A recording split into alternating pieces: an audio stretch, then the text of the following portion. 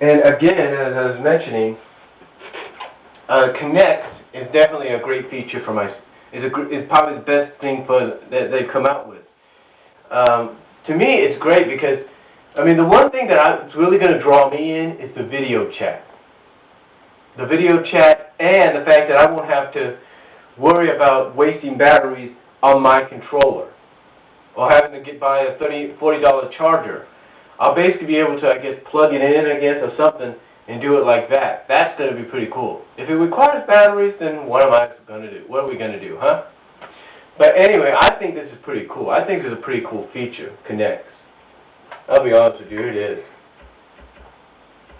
Like I said, this is going to be a great feature to have because that way I'll be able to talk to my friends and family that have Xbox 360 right from here.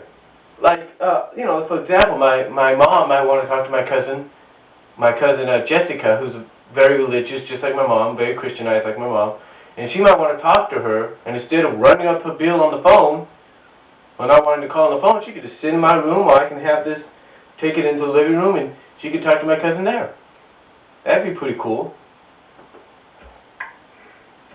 And again, the games are great additions. The new live arcade games are going to be good. The Sonic Adventure one, I'll tell you this, that one's going to definitely sell out as an arcade title. It's going to have the most sales anyway. And of course the new Xbox 360, the slimmer kind, which has a bigger fan, has built-in 250 gigabyte hard drives, as well as a built-in stronger Wi-Fi feature. That's going to sell out this year. And I think it's out this week. So that's definitely going to sell out this week, and it's going to sell out during the holiday season. I guarantee you that. But overall, I think Xbox definitely did a great job with the presentation here. Microsoft Xbox did a great job with the presentation of all these new features that they have introduced for the system, along with the addition of things like ESPN. And the fact that Zoom's now going to have music, not music videos, but just music you can download like you do with Last.fm. And, you know, overall, it's pretty cool.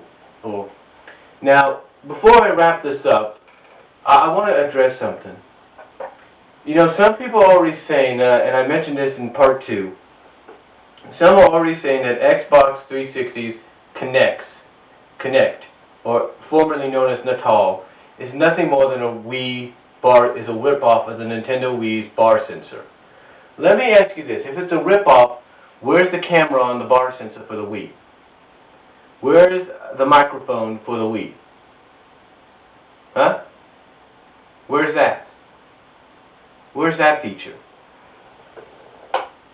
Where's the hands-free features? Huh? I mean, you got to basically use a remote and a nunchuck and basically mostly play your games. Where's the hands-on to where you could just be yourself standing up like this, running and everything and playing the games or something like that? I mean, heck, they even have a Star Wars game coming out where you could play just like this. Who wouldn't want that feature? Huh? Who would not want that feature? Instead of holding something that batteries could wear down on, you just be yourself, like boom, boom. And here's another thing. The Xbox 360 Kinect does something that the Nintendo Wii does, but with the Wii, you need the remote. Here, you just need your body. It gives you exercise without the requirement of anything. You don't need no board, you don't need no mat, you don't need no controllers, you just need yourself and your body, and that's it. Why do you think they're coming out with a lot of these sporting games and all that, huh? Why do you think they're coming out with this, and this, and this, and this? Why do you think they're doing that?